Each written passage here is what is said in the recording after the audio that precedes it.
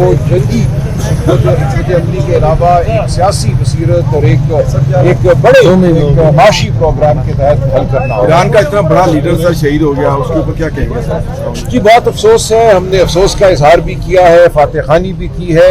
हम समझते हैं कि वहाँ भी पूरे इस खत्ते में मशरिक़ वस्ता में वो ईरान हो या अरब ममालिक हो, मुसलमान का खून बह रहा है, मुसलमान की इमलाक को नुकसान पहुँच रहा है। ये एक साजिश है जिसका हम सब शिकार हो गए हैं। इस वक्त ज़रूरत है मुस्लिम उम्मा को एक ऐसे लीडर की जिस पर आवाम का एतबार हो, जो खड़े होकर वो बात करे जो आवाम की मफाद की है, जो मुस्लिम उम्मा के मफाद की है। और वो लीडर हमसे कुछ भी दूर अडवाला में बैठा है। उस लीडर की आवाज़ को इसीलिए हमसे दूर किया गया कि कोई हक की बात ना कर सके, कोई मुस्लिम उम्मा की बात ना कर सके। आज हम खड़े हैं, बेयारो मददगार खड़े हैं। लगता ये है कि कोई भी आज पुरसाने हाल नहीं है। अगर इमरान खान साहब आज जेल से बाहर होते, प्राइम मिनिस्टर होते और वो इस मुल्क को लीड कर रहे होते, तो आप देखते कि अब तक OIC का इजलास हो भी चुका होता, मुतफ़िका तौर पर वहाँ से रेजोल्यूशन भी आ चुके होते और पूरे आलम इस्लाम की तमाम क़यादत एक टेबल पर बैठ के इन हालात का मुकाबला करती। लेकिन लीडरशिप की ना होने की वजह से, क़यादत की फुकदान की वजह से आप देख रहे हैं कि पूरी इस्लामिक दुनिया जो है वो इस वक्त जंग का शिकार है, बशमूल पाकिस्तान। हम अफगानिस्तान के साथ लड़ रहे हैं, ईरान के साथ अमेरिका इसराइल लड़ रहे हैं और ईरान जो है अरब ममालिक के साथ लड़ रहा है। तो इस वक्त एक ऐसे लीडर की जरूरत है जो इस पूरी दुनिया को इकट्ठा कर सके, जिसकी रिस्पेक्ट हो, जिसकी लोग सुनते हो, जिसकी एक पर्सनालिटी हो, जो सबको बिठा के आप उन तनाज़ात से बाहर निकाल सके।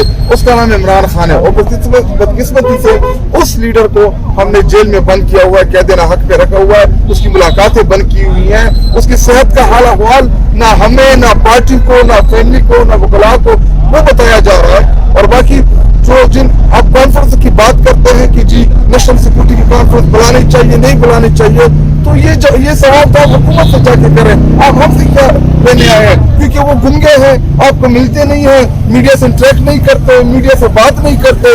और आप किसी भी पाकिस्तानी को किसी भी दुनिया में पाकिस्तान के मौक़िफ़ का अंदाजा नहीं कि पाकिस्तान किधर स्टैंड करें। सलमान अकबराजा साहब ये बताइएगा, जब पिछली दफा जंग हुई थी तो इमरान खान साहब की पेरोल पे रिहाई के लिए एक दरखास्त दी गई थी इस्लामाबाद हाई कोर्ट में, तो इस दफा क्यों नहीं दी गई? क्या आप नहीं समझते कि उसका कोई फर्क नहीं पड़ेगा? देखिए, पेरोल पे रिहाई की बात हो सकती है, लेकिन आप जानते हैं उसका कोई जो इस वक्त निज़ाम है उस पर असर नहीं होना। इस वक्त तो खान साहब की सेहत के हवाले से तशवीश है, उनकी आँख के हवाले से तशवीश है। आज सुबह भी हम अदालत में थे, वहाँ मामले को एक हफ्ता आगे डाल दिया गया। इस वक्त ये निज़ाम जो है गूंगा है, बहरा है, बेहिस है।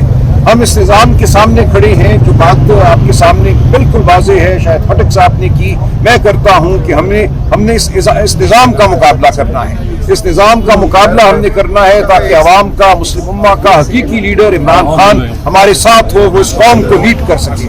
जब तक ये नहीं होगा, आप, मैं, हम सब ऐसा ही महसूस करेंगे जैसे हम बेयारो मददगार हैं। हम नहीं है बेयारो मददगार। अवाम की ताकत बहुत बड़ी ताकत है। अवाम इंशाअल्लाह ये मुकदमा लड़ेगी और ये मुकदमा जीतेगी। पीटीआई सर जो अफगानिस्तान की और जो पाकिस्तान की जंग चल रही है, इसमें पीटीआई का क्या मौक़िफ़ है और क्या कहेगी पीटीआई के ऊपर कहेगी?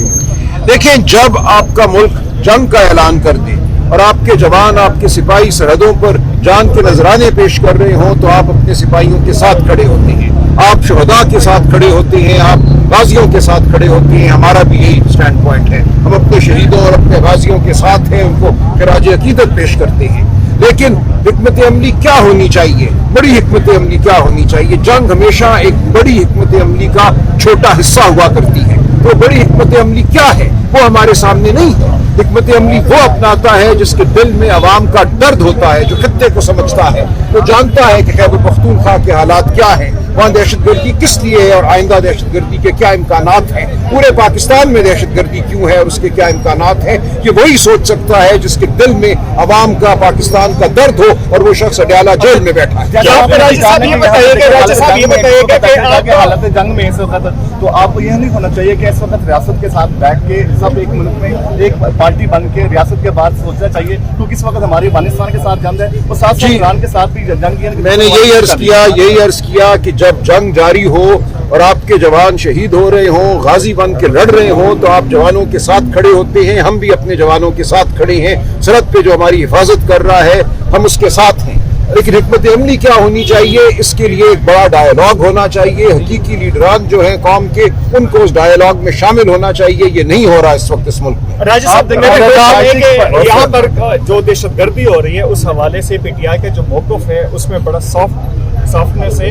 دوسرا کوئی سافٹنس نہیں ہے، ہم ہر طرح کی دہشت گردی کے خلاف ہیں. یہ آپ نے غلط کہا، کوئی سافٹنس نہیں ہے. بالکل پی ٹی آئی ہر قسم کی دہشت گردی کے خلاف کھڑی ہے. کے حوالے سے صوبائی حکومت نے جو ریلیکسیشن شو کی ہے اس پہ آپ کیا کہتے ہیں؟ انہوں نے گرفتار کرنے کا حکم دے دیا ہے. دیکھیں، انسانیت کی تذلیل جو ہے کسی صورت بھی جائز پالیسی نہیں ہو سکتی. جو لوگ 40 سال سے 50 سال سے یہاں رہ رہے ہیں، 3 پشتیں یہاں پیدا ہوئی ہیں، وہ اردو زبان بولتے ہیں، ہماری معیشت کا حصہ ہیں، پشتو زبان ہے ان کی زبان.